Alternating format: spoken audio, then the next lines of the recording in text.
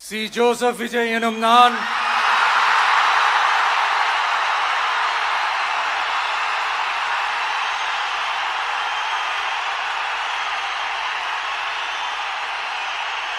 சட்டப்படி அமைக்கப்பெற்ற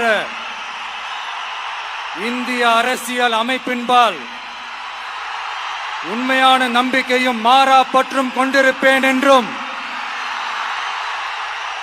இந்திய நாட்டின் ஒப்பில்லாத முழு முதல் ஆட்சியையும் ஒருமையையும் நிலை நிறுத்துவேன் என்றும் தமிழ்நாட்டு அரசின் முதலமைச்சராக உண்மையாகவும் உளச்சான்றின்படியும் என் கடமைகளை நிறைவேற்றுவேன் என்றும்